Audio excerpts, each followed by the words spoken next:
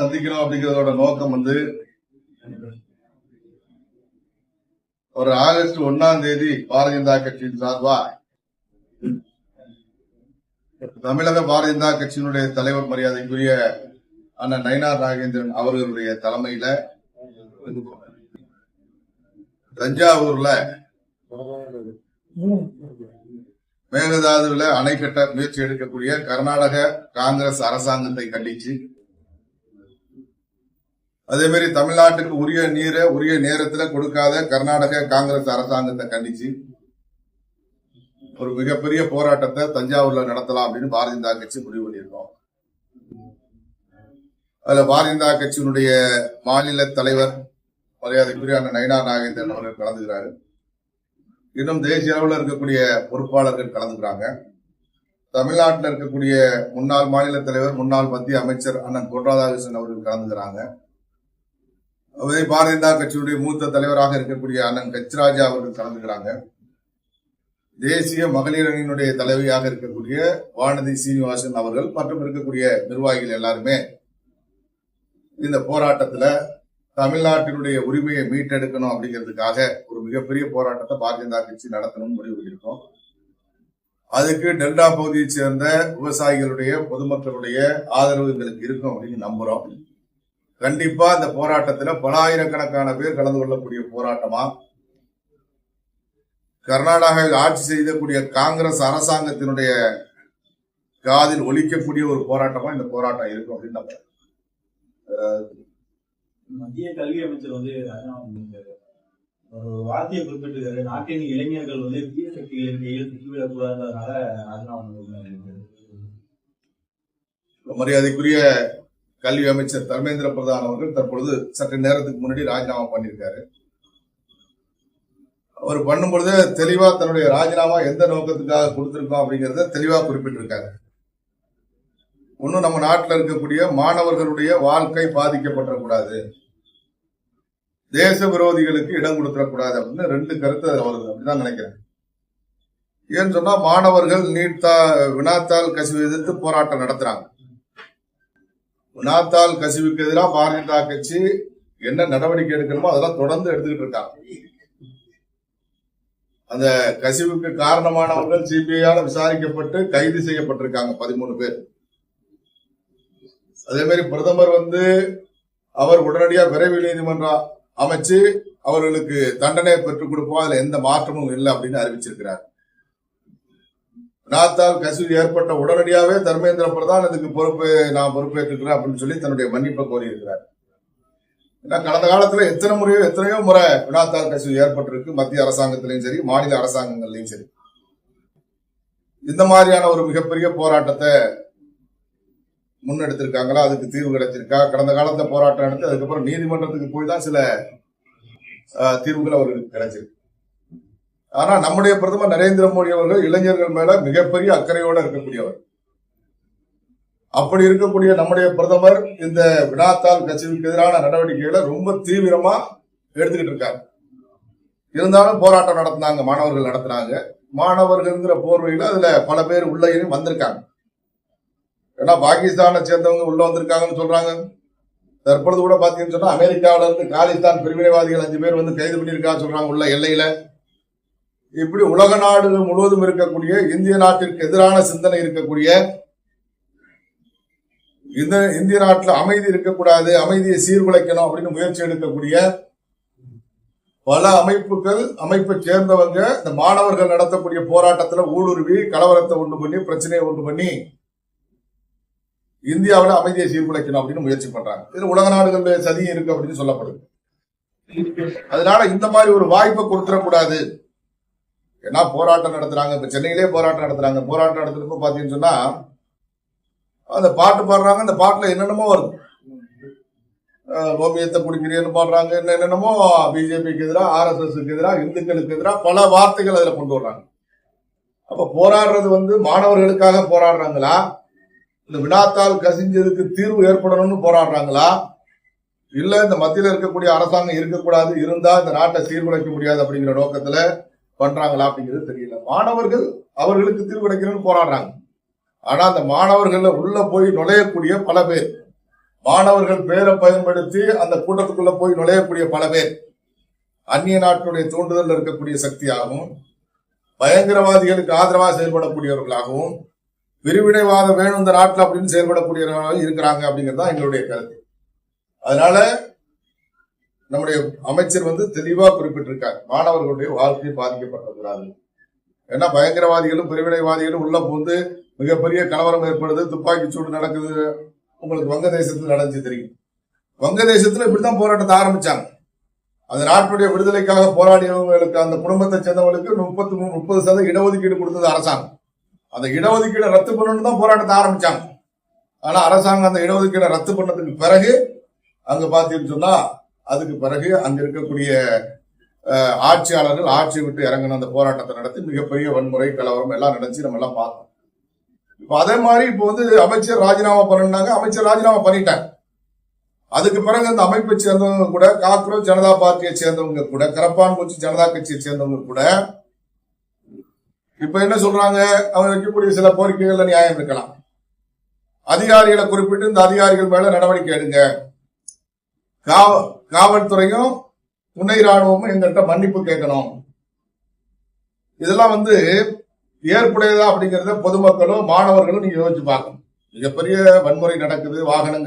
வாகனங்களை கொளுத்துறாங்க, வாகனங்களை உடைக்கிறாங்க, பத்திரிகையாளர்கள் மேல தாக்குதல் நடத்துறாங்க, காவலர்கள் மேல தாக்குதல் நடத்துறாங்க. அவ்வளவு நடந்ததுக்கு பிறகு காவல்துறை கையை கட்டிட்டு வேடிக்கை பார்க்கணும்.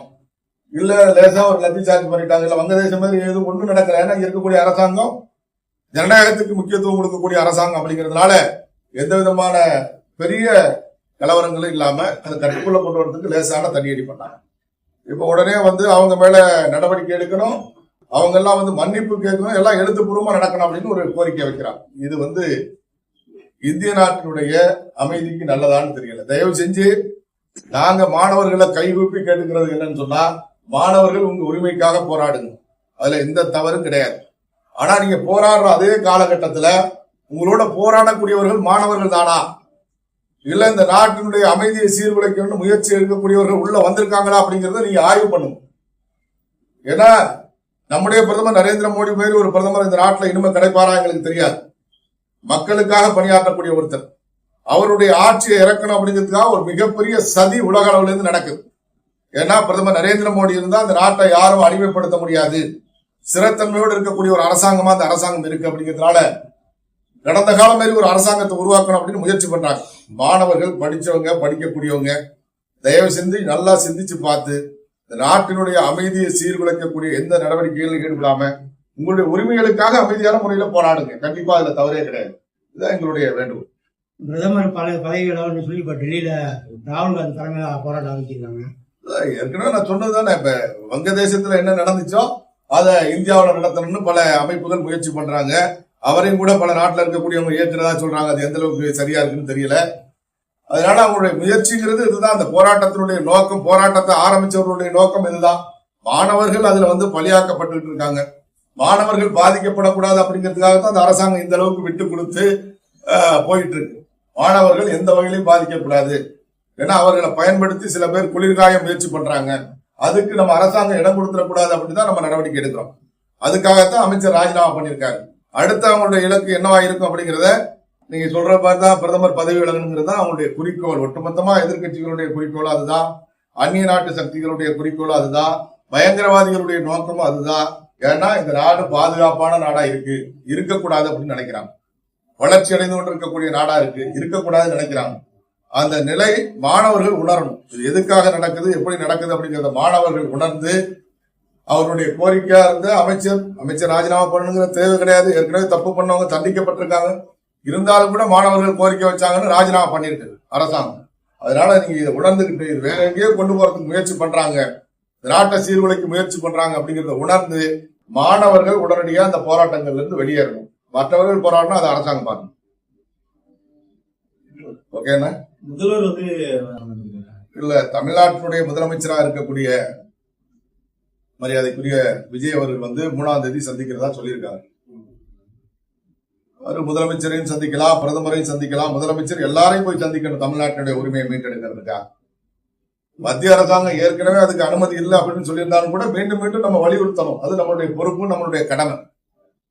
மேகதாதுல அணை கட்டுறதுக்கு மத்திய அரசாங்கம் அனுமதிக்காத அப்படின்னு ஏற்கனவே அமைச்சர்கள் சொல்லியிருந்தாலும் கூட மீண்டும் மீண்டும் நம்ம இதை வலியுறுத்தணும். இதுக்கு ஒரு நிரந்தர தீர்வு. இப்ப காவிரி மேலாண்மை ஆணையம் அமைக்கப்பட்டது நரேந்திர மோடி அவருடைய ஆட்சி காலத்துல.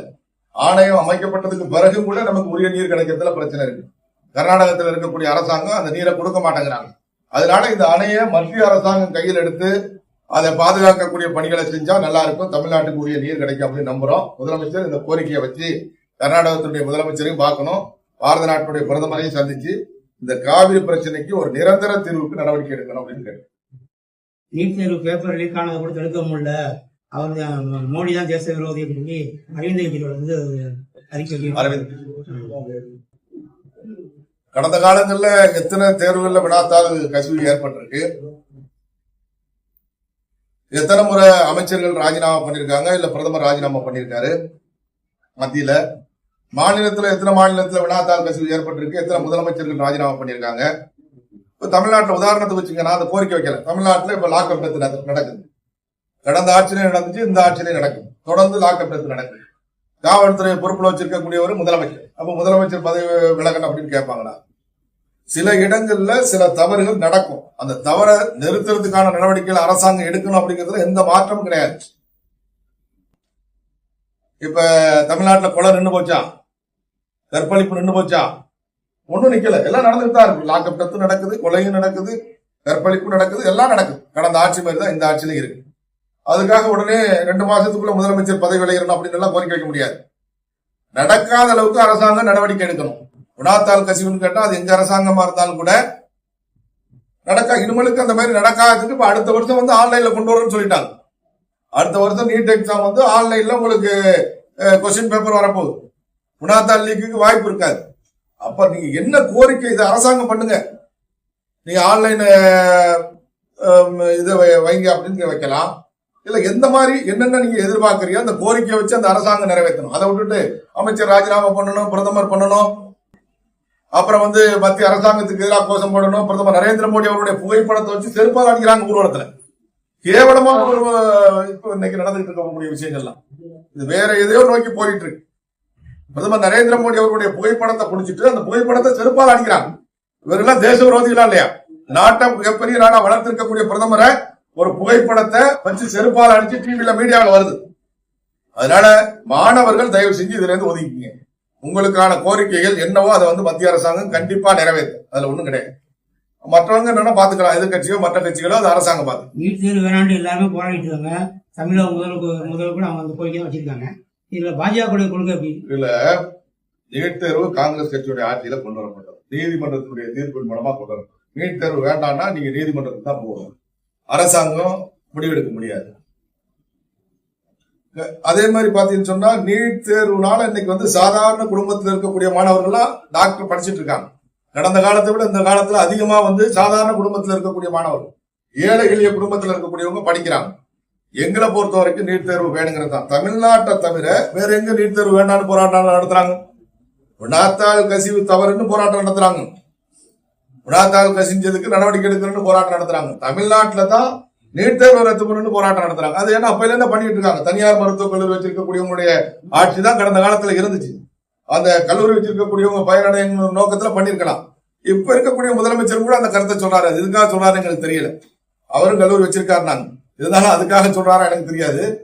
ஆனா நீட் தேர்வு வந்ததுங்கிறது ஒரு சாதாரண ஏழை குடும்பத்தை சேர்ந்த டீ கடையில வேலை பார்க்கக்கூடிய ஆட்டோ ஓட்டுநருடைய குழந்தைகள்லாம் இன்னைக்கு மருத்துவத்தில் படிக்கிறாங்கன்னு சொன்னா அதுக்கு ஒரே காரணம் நீட் தேர்வு தான். அது பாரதிய ஜனதா கட்சி நாங்க வேணும்னு தான் எங்களுடைய கருத்து. இது வரைக்கும் அதுதான் கருத்து.